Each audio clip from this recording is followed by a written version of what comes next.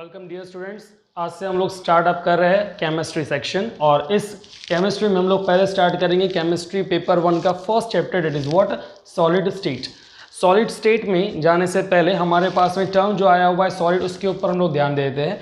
हमने 9th standard में study किया था स्टेट्स ऑफ मैटर। तो स्टेट्स ऑफ मैटर को हमने ब्रॉडली 3 पार्ट में क्लासीफाई किया था, that is what, solid, liquid and gaseous.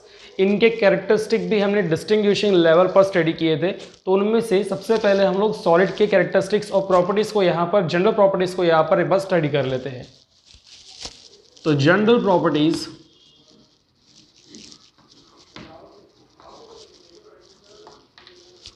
Properties of solids कौन कौन सी? सबसे पहला तो हमारे पास में होगा solid is a state of matter, जानते हैं हम लोग। दूसरा हमारे पास में मैटर बोल दिया गया है तो मैटर की प्रॉपर्टी हम लोग यहाँ पे लिख लेते हैं, इट ऑक्यूपाई स्पेस। क्योंकि कोई भी अगर हमारे पास में मैटर है तो उसकी इंपॉर्टेंट प्रॉपर्टी होती है कि वो स्पेस ऑक्यूपाई करता है। Next, it have fixed volume, and if volume is fixed then it also had fixed density। जो भी टाइप का हमारे पास में सॉलिड रहेंगे उसकी डेंसिटी फिक्स रहेंगी। Force, strong intermolecular force of attraction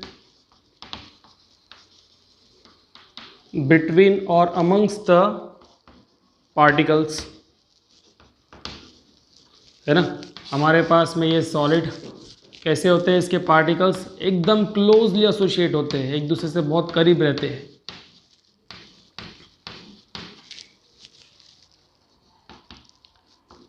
less voids क्या होता है?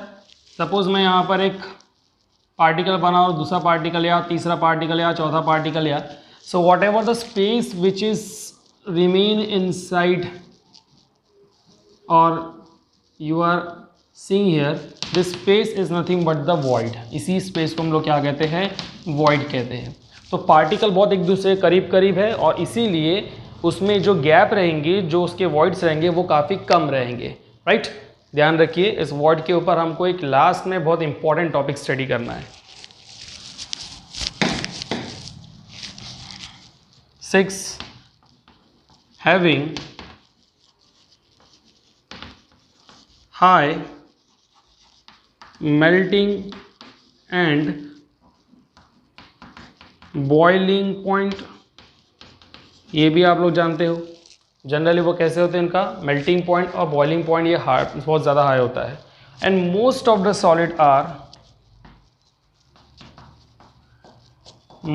Of them are hard and brittle।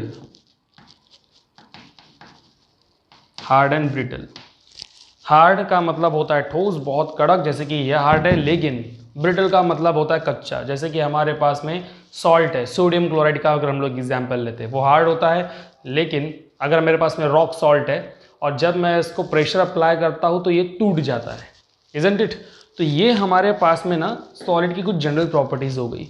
But based on this properties we can't say each and every hard looking और each and every not flowing material और not blowing material, जो बह रहा है या उड़ रहा है, ऐसे सभी सब्सटेंस को छोड़ के बाकी सब जो है वो सॉलिड है। जैसे कि अगर मैं एग्जाम्पल ले लेता हूँ वैक्स का, वैक्स मोम है, राइट, वो सॉलिड स्टेट में है फिलहाल। लेकिन अगर मैं उसको हीट करता हूँ, गर्म करता हूँ, तो गर्म करने के बाद वो मेल्ट हो जाती है और उसका जो मेल्टिंग पॉइंट होता है बहुत ही कम होता है। हमने यहाँ पे लिखा है high melting point and boiling point. तो क्या वैक्स हमारे पास में सॉलिड है? हम मानेंगे। दूसरा, हमारे पास में कांच है, ग्लास। अभी हमने बोला हार्ड एंड ब्रिटल, तो भैया हार्ड है, कांच ग्लास की बात करते हैं, हार्ड होता है, हम उसको जब टच करते हैं तो हार्ड टेक्सचर मिलता है, लेकिन जब हम उसको ज़ोर से मारते हैं तो उसका चूरा बन जाता है, टूट जाता है, तो ब्रिटल हो जाता है। तो यहाँ पर तो ये दोनों प्रॉपर्टी उसने सेटिस्फाई कर दिया, राइट। उसके इंटरमॉलिक्यूलर फोर्स ऑफ अट्रैक्शन भी पार्टिकल का ज़्यादा होता है। लेकिन ये बात हमको पता रहनी चाहिए कि glass is not a solid, glass is not a solid. Glass को हम लोग क्या कहते हैं? Glass is called as super cooled liquid. Glass को हम लोग क्या कहते हैं? It is a super cooled liquid. तो फिर अगर हमें ये जानना है कि एक्चुअली सॉलिड क्या होते हैं और कौन से होते हैं, तो सॉलिड को सही मायने में समझने के लिए उसको दो पार्ट में डिवाइड किया गया है।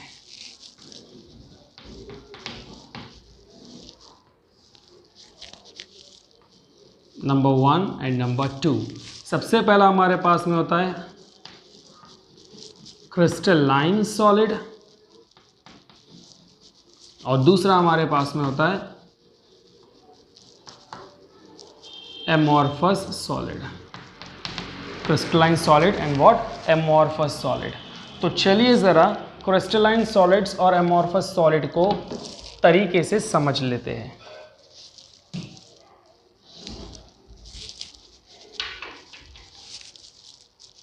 क्रिस्टलाइन सॉलिड का सबसे पहला जो हमारे पास में आता है point, it is that it have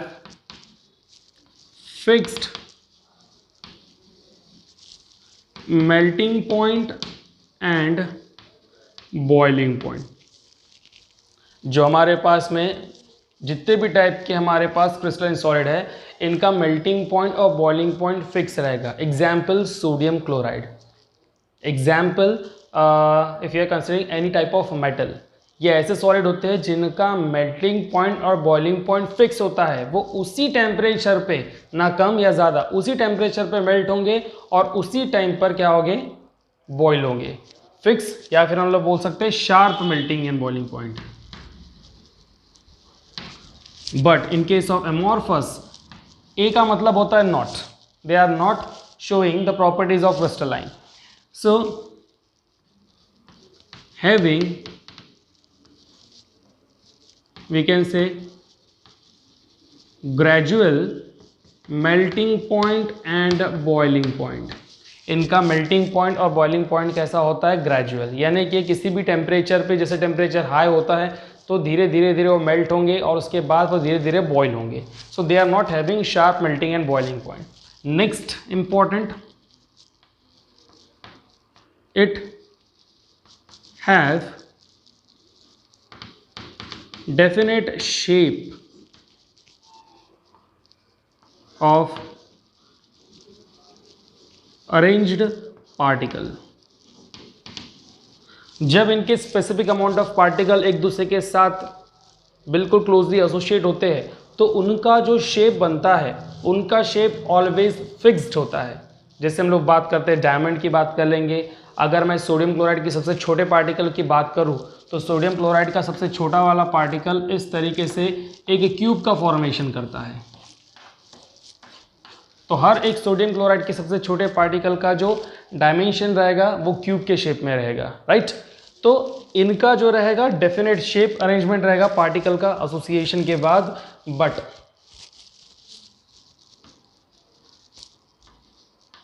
it do not possess such arrangement। इनमें ऐसा कुछ अरेंजमेंट नहीं होता। Next, they gives a sharp cut, यानी कि अगर मेरे पास में कोई भी क्रिस्टलाइन सॉलिड है, उसको जब मैं कट करता हूँ तो उसका कट एकदम शार्प रहेगा, बिल्कुल इस तरीके से कोई रिजेस फॉर्मेशन नहीं करेगा। After cut it will give you a sharp cut, एकदम क्लियर कट वहाँ पे रहेगा। But in case of amorphous solid we will not get such type of sharp cut. No sharp but blunt cut can be seen. यहाँ पर आपको blunt cut देखने के लिए मिलेगा, बिल्कुल भी क्लियर कट नहीं रहेगा। Again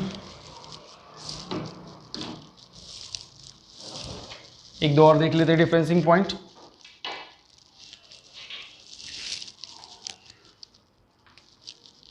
they have long order arrangement. Long order arrangement का मतलब क्या हो गया? अगर थोड़ी देर पहले मैंने आपको बताया कि आपके पास अगर ये सोडियम क्लोराइड का इस तरीके से क्यूब है, if this is the smallest particle of sodium chloride, then यही चीज़ आगे कंटिन्यू होकर आपको नेक्स्ट जो है स्ट्रक्चर एज सच मिलेगा। ये क्यूब फिर आगे और कंटिन्यू हो जाएगा इस तरीके से, अपर साइड भी and again in the lower side also. तो इस तरीके से in all the direction you will get the arrangement of the particle in a long order. ठीक है, इसलिए हम इसको क्या बोलेंगे? Long order arrangement. बट यहां पर कैसा होता है? दे हैव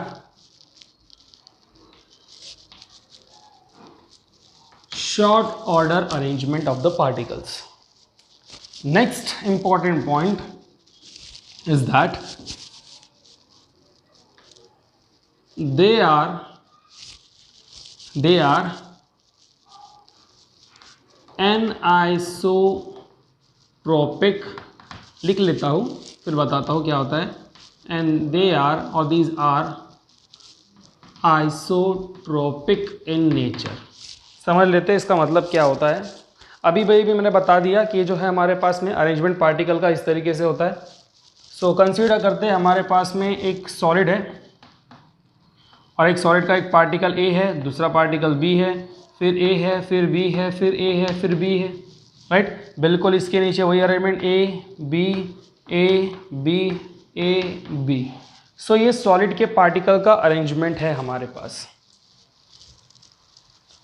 एनिसोट्रोपिक का मतलब क्या हो जाता है कि अगर मैं कुछ फिजिकल प्रॉपर्टी की बात करता हूँ, जैसे कि कंडक्टिविटी की बात करूँगा, जैसे रिफ्रैक्टिव इंडेक्स की बात करूँगा, तो ऐसे समय पर अब मैं इस डायरेक्शन से इस डायरेक्शन में जब जाता हूँ तो मुझे ए के बाद बी मिल रहा है, बी के बाद ए मिल रहा है और ए के बाद अगेन बी मिल रहा है। तो इस डायरेक्शन में इसकी प्रॉपर्टी इस तरीके से हो जाएंगी। बट यहाँ पर टॉप टू बॉटम जब जा रहा हूँ तो मुझे ए के बाद ए मिल रहा है, बी के बाद बी भी मिल रहा है, फिर ए के बाद ए मिल रहा है, राइट। तो यहाँ पे ए बी ऑर्डर मिल रहा था, यहाँ पर आपको ए ऑर्डर मिल रहा है। सो एन आइसोट्रोपिक का मतलब हो जाता है when you are getting the physical property changing in different direction. Physical property change हो रही है जब आपका डायरेक्शन क्या हो रहा है? चेंज हो रहा है। तो ऐसे समय पर ऐसे प्रॉपर्टीज को हम लोग कहेंगे या फिर ऐसे सॉलिड्स को हम लोग कहेंगे एन आइसोट्रोपिक। वेयरएज इनमें ऐसा कोई स्पेसिफिक अरेंजमेंट नहीं होता है, इसीलिए हम इनको कहेंगे आइसोट्रोपिक इन नेचर। तो these are the important properties of what? crystalline solids and amorphous solid, right? Where the glass for? Glass is not a solid actually, it is a super cooled liquid, right? तो यहाँ पर हमने अभी study किया general properties of solid, उसके बाद हम लोग ने सॉलिड को क्लासीफाई किया है और इंपॉर्टेंट उसके एस्पेक्ट स्टडी किए। नेक्स्ट क्लास में we will switch on to crystalline solid separately. ठीक, रेगुलर रहिए सब्जेक्ट में, रेगुलर आपको वीडियो लेक्चर्स फॉलो करने हैं और अगर आपको लेक्चर पसंद आता है लाइक कीजिए, सब्सक्राइब कीजिए और अपने फ्रेंड्स के साथ शेयर कीजिए। चलिए मिलते हैं नेक्स्ट लेक्चर में।